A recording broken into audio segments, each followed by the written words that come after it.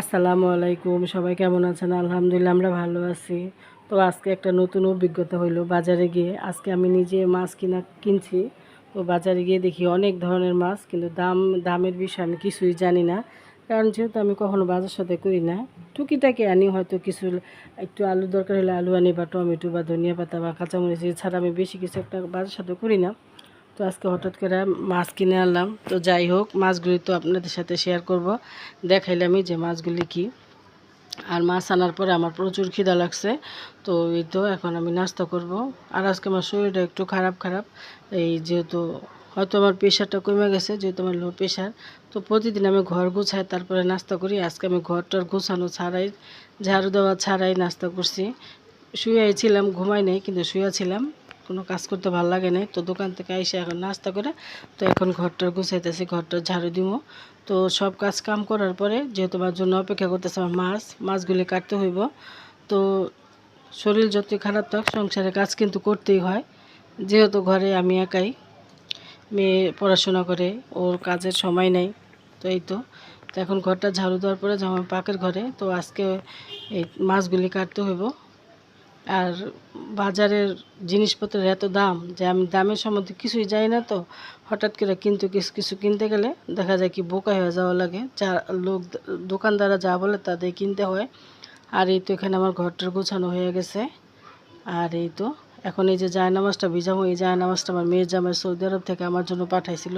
তো আমার মেয়ের জামাইয়ের জন্য সবাই দোয়া করবেন। আর সৌদি আরবে আমার ছোটো ভাই থাকে, তার জন্য দোয়া করবেন।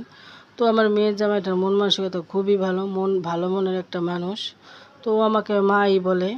তো আসলে কিছু দিছে বলে তা না, ও এমনিতে, ওরাও আমি খুব ভালো জানি, ও আমার খুব মা বলে খুবই করে, খুবই আন্তরিকতা।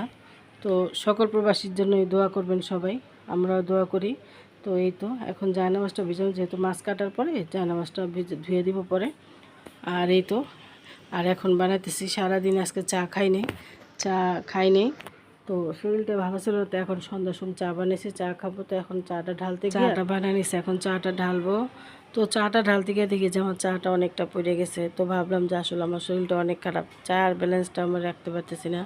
তো এই তো, যাদের প্রেশার আছে তারা তো বোঝেন যে প্রেশার কমে গেলে বা বাড়লে কীরকম লাগে। তো যত কিছুই হোক, তো এখন সারাদিনে চা খাইনি, এখন চাটা খাবো। এক মগ চা নিছি। আর এই তো এখন বাজে 8:30 9টার মতো। তো আপনাদের ভাই এখন পিজা নিয়ে এসে, তো এই তো এখানে আমার নাতিরা আছে, তো বাচ্চারা বসছে খাওয়ার জন্য।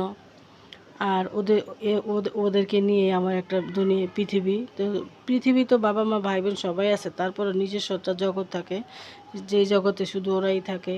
সবসময় আমার ওদেরকে নিয়ে থাকা হয়। ওরাই খুব আমার কাছের লোক, বা সবসময় তো ভাই বোন কাছে থাকে না, ওরাই আমার খুবই।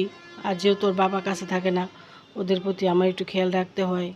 ওর আম্মু আমার যথেষ্ট খেয়াল রাখে, বড় মেয়ে হিসেবে।